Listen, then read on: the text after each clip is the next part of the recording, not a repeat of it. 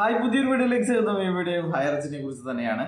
അപ്പോൾ നമുക്കറിയാം, ഇവര് ഹൈറിച്ചിന്റെ ഇപ്പോഴത്തെ പണം പോയ ലീഡർമാർ അല്ലെങ്കിൽ ഉത്തരവാദിത്തം ഏറ്റെടുത്തിരിക്കുന്ന ലീഡർമാരും മറ്റുള്ളവന്റെ പണത്തിന്റെ കഫം തിന്നിട്ട് ഇപ്പൊ തൊണ്ടക്ക് കിട്ടിയ ആൾക്കാർ ഇപ്പൊ പറഞ്ഞു നടക്കുന്ന ഒരു കാര്യമാണ്. നമ്മുടെ അഡ്വക്കേറ്റ് മനോജ് വി ജോർജ് അദ്ദേഹമാണ് ബഡ്സ് നിയമം എഴുതിയത് എന്നാണ് പറഞ്ഞു നടക്കുന്നത്. എൻ്റെ അമ്മ, എന്താണല്ലേ, ബഡ്സ് നിയമം എഴുതിയത് മനോജ് സാറാണെന്നാണ് പറഞ്ഞിരിക്കുന്നത്. നമുക്ക് മനോജ് സാറെ ഒന്നും അറിയാത്ത ആളല്ല.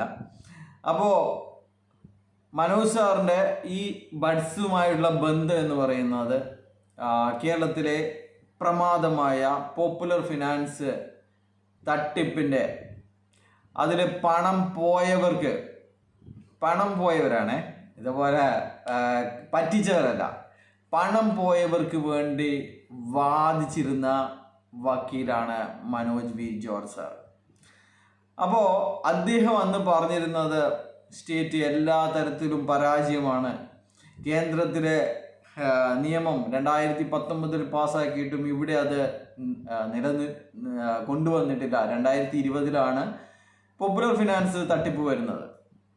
അപ്പോൾ ആ സമയത്ത് ബഡ്സ് അതോറിറ്റി പോലും ഉണ്ടാക്കിയിരുന്നില്ല, അതിൻ്റെ സെക്രട്ടറി ഇല്ല, അങ്ങനെയൊക്കെയുള്ള കാര്യങ്ങളായിരിക്കും. അപ്പോൾ അത്തരം കാര്യങ്ങളൊക്കെ ചൂണ്ടിക്കാണിച്ചുകൊണ്ട് ഇത് ബഡ്സിൽ പെടുന്ന കാര്യമാണ് എന്ന് പറഞ്ഞ് വാദിച്ചിരുന്ന ഒരാളായിരുന്നു മനോജ് സാർ.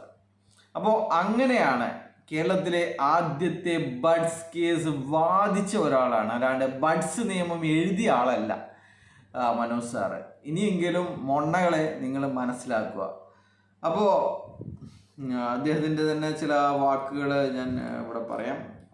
പത്രത്തിലെ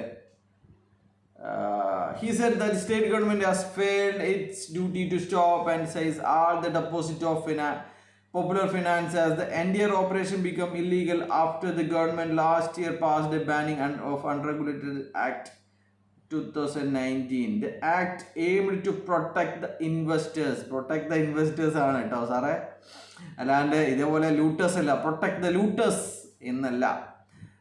from fraudulent investment scheme such as Ponzi scheme തന്നെയാണ് ഹൈറിച്ചിന്റെ സ്കീമുകളും പോൺസി സ്കീം തന്നെയാണ് അത് പലവട്ടം പറഞ്ഞിട്ടുള്ളതാണ്.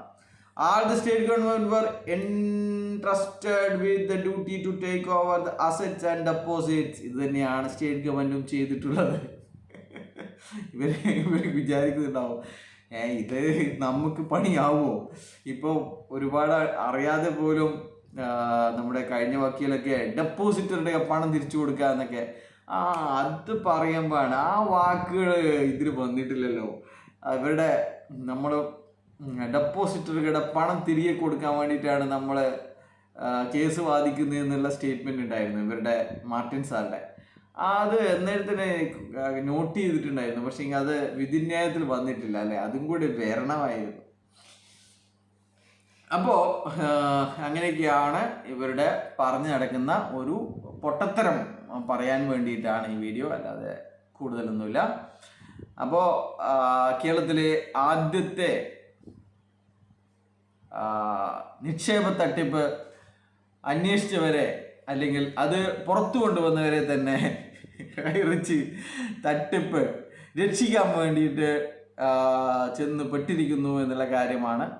അപ്പോൾ ഇതിൻ്റെ ഡീറ്റെയിൽസും കാര്യങ്ങളും ഇവരുടെ പ്രൊജക്റ്റുകളൊക്കെ പറയുമ്പം എന്തായാലും മനോജ് സാറെ ഗെറ്റ് ഔട്ട് അടിക്കും എന്നാണ് പറയാനുള്ളത്. ഇവന്മാരെ ഗെറ്റ് ഔട്ട് അടിക്കും.